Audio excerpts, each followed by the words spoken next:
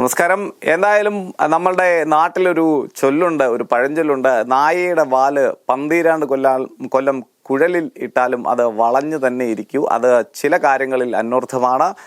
നമ്മുടെ പൂർവികർ അതിൻ്റെ സെൻസിൽ തന്നെയാണ് ആ കാര്യം പറഞ്ഞിട്ടുള്ളത്. കാര്യം പറഞ്ഞു വരുന്നത് മധ്യേഷ്യയിലെ കാര്യമാണ്, പശ്ചിമേഷ്യയിലെ കാര്യമാണ്.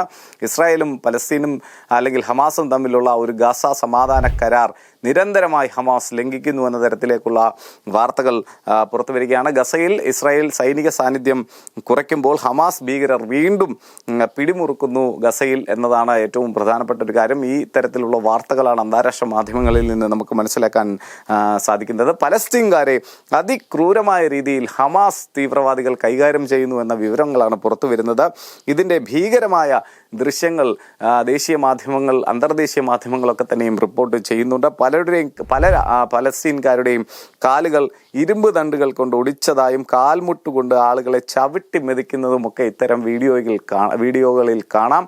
ഇത് ഹമാസിൻ്റെ ഏറ്റവും ഒടുവിലത്തെ ക്രൂരത തന്നെയാണ് വെളിവാക്കുന്നത്. എന്തായാലും ഇസ്രായേൽ വിദേശകാര്യ മന്ത്രാലയം സമൂഹ മാധ്യമമായിട്ടുള്ള എക്സിലൂടെ ഈ ദൃശ്യങ്ങൾ പോസ്റ്റ് ചെയ്തിട്ടുണ്ട്. ഗാസ മുനമ്പിൽ നിയന്ത്രണം പുനഃസ്ഥാപിക്കുന്നതിനായി ഹമാസ് പലസ്തീൻ പൗരന്മാരെ ക്രൂരമായി പീഡിപ്പിക്കുകയാണ് എന്നാണ് ഇസ്രായേൽ ആരോപിക്കുന്നത്. പലസ്തീൻകാരോട് ഹമാസിന്റെ ക്രൂരത ഇത്തരത്തിലാണെങ്കിൽ ഇസ്രായേലികളോട് എന്തായിരിക്കുമെന്നാണ് ഇസ്രായേൽ ഇതുകൊണ്ട് അർത്ഥമാക്കുന്നത്. എന്തായാലും ഗസയെ സൈനികവൽക്കരിക്കണമെന്നാണ് ഹമാസ് ഇപ്പോൾ ആവശ്യപ്പെട്ടിരിക്കുന്നത്.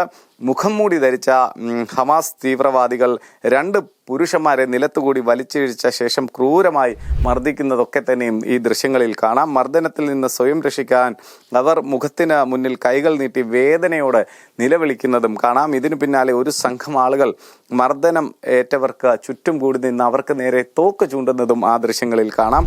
എന്തായാലും വലിയ ക്രൂരതയാണ് ഹമാസിൻ്റെ ഭാഗത്തു നിന്നും ഇപ്പോൾ പലസ്തീനികളോട് ഉണ്ടായിക്കൊണ്ടിരിക്കുന്നത്.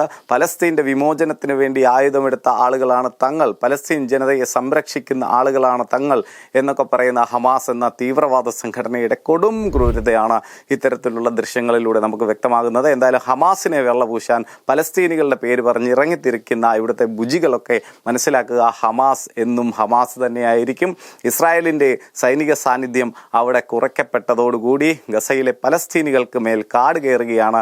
അവരുടെ സ്വേച്ഛാധിപത്യപരമായിട്ടുള്ള ഹമാസിൻ്റെ ഇടപെടൽ അവിടെ അവർക്ക് മേൽ അവർ നടപ്പിലാക്കിക്കൊണ്ടിരിക്കുകയാണ് എന്നതാണ് വളരെ സങ്കടകരമായിട്ടുള്ള കാര്യം.